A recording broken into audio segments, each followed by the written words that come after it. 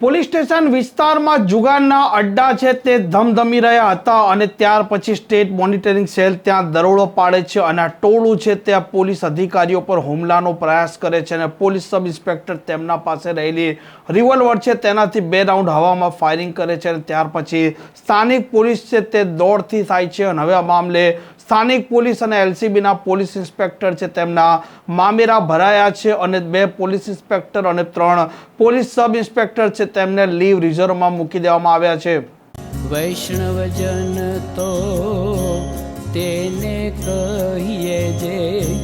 પીડ પરાઈ જાનાને રે।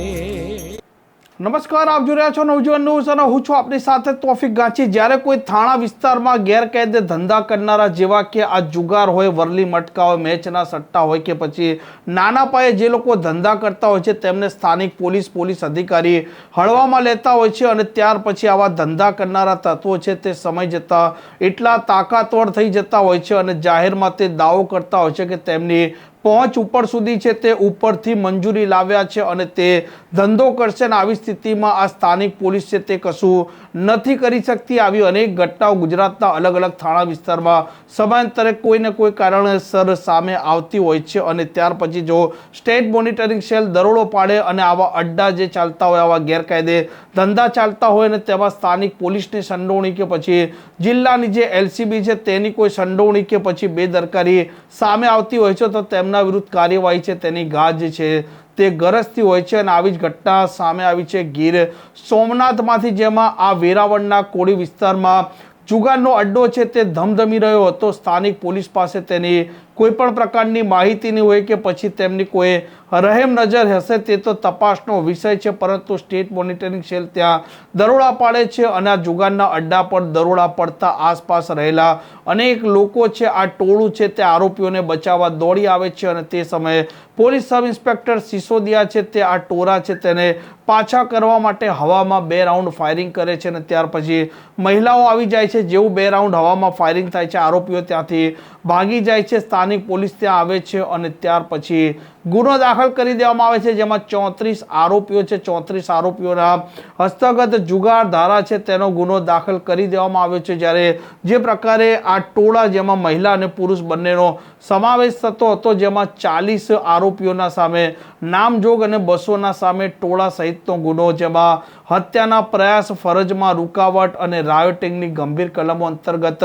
ગુનો દાખલ કરી દેવામાં આવ્યો છે અને આ મામલે હવે આઈજી દ્વારા કાર્યવાહીની ગાજ કરી છે અને 2 પોલીસ ઇન્સ્પેક્ટર અને 3 પોલીસ સબ ઇન્સ્પેક્ટર છે તેમને લીવ રિઝર્વમાં મૂકી દેવામાં આવે છે। પરંતુ જ્યારે પોલીસ સબ ઇન્સ્પેક્ટર સિસોદિયાએ હવામાં ફાયરિંગ કર્યું હતું અને જ્યારે રેડ પાડી હતી તે વિડીયો આપ જોઈ શકો છો।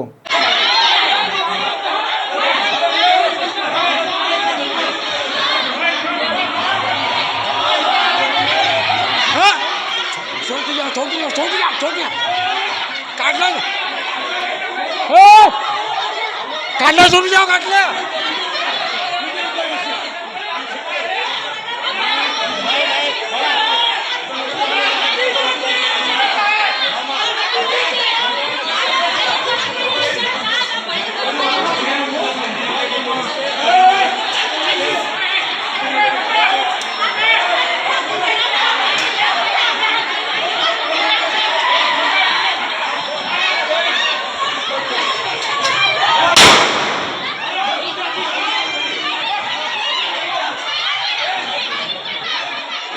આમ જે પ્રકારે ગીર સોમનાથના વેરાવળમાં આ જુગારના અડ્ડા પર એસએમસીએ દરોડો પાડ્યો હતો અને ત્યાર પછી આ ટોળા છે તે પોલીસ પર હુમલાનો પ્રયાસ કરે છે અને પોલીસની ગંભીર બેદરકારી પણ સામે આવી છે અને આ મામલે સીટની રચના કરવામાં આવી છે, જેમાં ડીવાયએસપીને અધ્યક્ષ બનાવવામાં આવ્યા છે, સાથે જે રેન્જ આઈજી છે, રેન્જ આઈજી દ્વારા પણ